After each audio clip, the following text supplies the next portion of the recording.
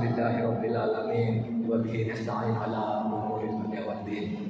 Asyhadu an la ilaha illallah wahdahu la syarika lah al-malikul hamdul mubin wa asyhadu anna sayyidana Muhammadan abduhu wa rasuluh shadiqul wa'dil amin wa arsalahu rahmatan lil alamin. Hadirin sidang sholat jamaah tarawih yang berbahagia, mari kita bersyukur bahwa kita sekarang ini sudah masuk ke tanggal 3 Ramadan, sudah sholat tarawih yang ketiga. Mudah-mudahan kita tetap menjaga kemurnian ibadah Ramadan kita, sehingga kita nanti pada saat mengakhiri bulan Ramadan dan masuk ke bulan Syawal, kita sudah keluar dalam keadaan bersih, dalam keadaan suci kembali. Saudara sekalian, sering sekali orang terkadang emosional sekali ketika memasuki bulan Ramadan, karena merasa, dan itu betul memang, merasa dengan bulan Ramadan ini insya Allah seluruh dosa-dosa kita itu diampuni oleh Allah. Itu kalau puasanya benar. Tetapi kadang-kala karena terlalu emosi, seseorang itu melakukan puasa itu lalu lupa ibadah-ibadah yang lain, hanya ingin memanfaatkan bahwa kalau saya berpuasa di bulan Ramadan dengan baik, maka saya akan menjadi orang yang suci, bersih kembali. Itu betul ada hadisnya. Man shoma Ramadan imanan wa ihtisaban ghufira lahu ma taqaddama min dzambi. Kalau berpuasa bulan Ramadan dengan penuh keimanan dan penuh perhitungan kehati-hatian, maka seluruh dosa diampuni dan kita bisa pasti, kalau seluruh dosa diampuni sudah pasti bisa masuk surga. Itulah sebabnya orang mengatakan puasa itu adalah kunci untuk masuk surga. Apakah itu betul-betul kalau puasanya benar? Puasa yang benar itu adalah puasa yang hanya dijadikan sebagai salah satu pintu, bukan satu-satunya pintu. Harus diingat, puasa yang benar itu adalah puasa yang bisa dijadikan salah satu pintu atau salah satu kunci untuk masuk ke surga, kunci pintu untuk masuk ke surga. Karena kalau puasanya tidak benar, itu tidak ada gunanya juga puasa. Apa puasa yang benar itu? Puasa yang benar adalah puasa yang diikuti dengan ibadah-ibadah makhluk yang lain dengan benar. Bukan karena berpuasa ingin bersih lalu sholatnya tidak tertib, tidur sholat subuh ngaji, menjelang subuh tertidur, sholat subuhnya terlewat misalnya, atau sholat duhurnya terlewat, tidur terus, pekerjaan-pekerjaan lain ditinggalkan. Oleh sebab itu supaya diingat bahwa sebenarnya rukun Islam itu ada 5 yang semuanya itu adalah kunci untuk masuk surga. Pertama, syahadat, asyhadu an la ilaha illallah wa asyhadu anna Muhammadar Rasulullah. Dijamin misalnya barang siapa yang membaca syahadat atau pada saat meninggal membaca la ilaha illallah, maka masuk surga. Itu jelas. Kalau saudara meninggal dengan membaca la ilaha illallah Muhammadur Rasulullah, yang masuk surga sama dengan puasa yang baik. Maka ada dalil atau ungkapan miftahul jannah la ilaha illallah. Kalau mau masuk surga bacalah la ilaha illallah Muhammadur Rasulullah. Tapi apa cukup? Tidak. Karena ada yang kedua, sholat juga. Kalau orang membaca la ilaha illallah Muhammadur Rasulullah, mesti ingin sholat dengan baik.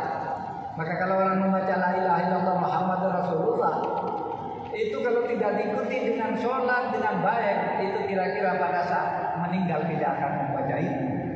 Oleh sebab itu, selain puasa, syahadat yang benar, sholat yang benar. Di dalam hadis Rasul itu disebutkan bahwa awwalu ma yuhasab yaumal abdi yaumal qiyamah as-shalah. Yang akan dihitung dari amalmu di hari kiamat besok mau surga atau tidak, sholatmu. Kalau sholatmu bagus, maka surga tempatmu. Kalau sholatmu jelek, ya neraka tempatmu. Sama kan? Katanya puasa yang bisa menjamin surga. Kalau ini sholat, kalau yang tadi syahadat, memang iya. Jadi Islam itu disebut sebagai sebuah bangunan yang tidak cukup hanya dipilih satu. Saudara merasa, wah saya mau puasa saja gratisan, tetapi tidak mau sholat, nggak bisa masuk surga. Karena orang yang puasa benar itu pasti ingin sholatnya benar. Oh saya mau sholat saja, karena kata hadis masuk surga kalau saya sholat. Tidak bisa. Kalau anda sholat saja, kalau tidak mau puasa, tidak mau baca menegakkan syahadatnya dengan benar. Ada lagi zakat. Oleh sebab itu nanti rangkaian puasa ini coba puasa dengan benar dihayati sholat. Ya puasa, sholat, syahadatnya sudah pasti diulang-ulang. Lalu diingat zakatnya. Ada orang, wah mau itu semua asal tidak mengeluarkan harta, tidak bisa. Kalau anda punya harta harus zakat, ada zakat yang sifatnya wajib asal anda hidup di misalnya pada bulan Ramadan, misalnya harus zakat fitrah. Tapi ada zakat juga yang ada jumlah tertentu. Ada masanya setahun dimiliki dan juga sampai batas tertentu disebut nisab. Itu ada jumlahnya. Misalnya kalau anda punya emas sekian ratus gram, nah zakatnya sekian harus keluar. Baru puasa itu berarti sama dengan sholat.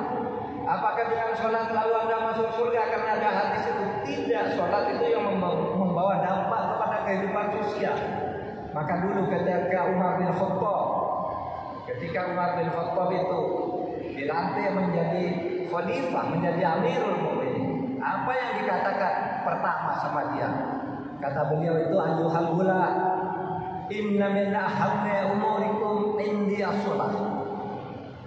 Hai para pemimpin negeri, para wali kota, para gubernur, sebenarnya tugasmu yang paling pokok itu agar sukses menjadi pemerintah adalah menegakkan sholat di kalangan umat.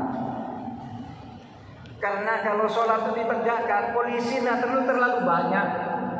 Polisi mungkin bukan menjaga keamanan karena moral manusia, mungkin karena kecelakaan alam, kecelakaan teknis, ada gedung roboh, kebakaran. Nah kalau sholat para pemimpin itu sudah benar, korupsi pasti tidak ada. Orang yang sholatnya benar itu nggak bakal korupsi. Kalau orang sholat ke masjid kok masih korupsi, pasti sholatnya salah. Kalau orang sholat kok masih tidak peduli terhadap kaum duafa, tidak menegakkan hukum dalam langkah-langkah dan posisi strukturalnya, itu sholatnya tidak ada. Fawaidul musallin alladzina hum an sholatihim sahun, ada. Itu hanya dapat neraka orang yang sholat hanya sujud, ruku, tetapi tidak punya kepedulian terhadap kaum duafa, sholatnya tidak ada artinya. Oleh sebab itu, sesudah itu ada juga lagi yang kelima, naik haji. Man istata'a ilaihi sabila. Naik haji bagi yang mampu. Kalau tidak mampu, saudara punya niat, berarti 5 rukun Islam itu sudah dipenuhi. Oleh sebab itu, di dalam hadis Nabi itu disebutkan bahwa Islam itu ibarat sebuah bangunan, bunyan. Ya. Dikatakan itu bunyal Islam ala khamsin. Dibangun Islam itu seperti rumah atas 5 unsur. Syahadat adalah fondasinya, syahadat la ilaha illallah wa syahadat Muhammadar Rasulullah. Itu fondasi utama bagi orang Islam. Yang kedua, sholat. Itu tiangnya. As-sholatu imaduddin. Sholat itu tiang bagi orang beragama. Kalau orang tidak sholat berarti rumah tidak ada tiangnya. Lalu saudara sekalian, puasa itu dindingnya. Wasyamu junnatun. puasa itu adalah tameng, lalu zakat itu pembersihnya, dan haji itu atap yang melindungi dari panas, dari angin dan sebagainya dan sebagainya. Nah itulah sebabnya saudara, jangan takut. Wah kalau gitu aku nggak bisa dong. Hariku hanya bisa puasa enggak. Kalau puasanya khusyuk, pasti saudara ingin sholat. Kalau puasanya khusyuk, pasti kaki itu saya belum sholat. Kalau sholatnya khusyuk, pasti saudara ingin zakat juga. Pasti ingin menegakkan syahadat. Nah itulah saudara. Jadi sholat, puasa kita satukan sebagai satu kesatuan, karena puasa itu hanya salah satu kunci. Kalau kunci ini saudara pegang dengan baik, yang lain akan kena semua, akan bisa masuk ke dalam rahmat Allah. Nah itulah sebabnya nanti pada akhir puasa, kalau kita sudah puasa dengan baik dari tanggal 1 imanan wa ihtisaban, ghufira lahu ma taqaddama min dzambi. Nah saudara akan keluar suci. Itulah disebut hari kesucian nanti. 30 hari atau 29 hari sesudah kita puasa 3 hari ini, nanti kita akan masuk kesucian. Itulah yang kemudian menimbulkan istilah lebaran. Lebaran itu apa tuh? Dulu diciptakan oleh Sunan Bonang. Beliau mengatakan kalau orang sudah puasa itu ada 4 laku. Apa? Laku sing papat. 4 keadaan. 4 keadaan itu apa? Lebar, lebur, luber, labur. Itu budaya.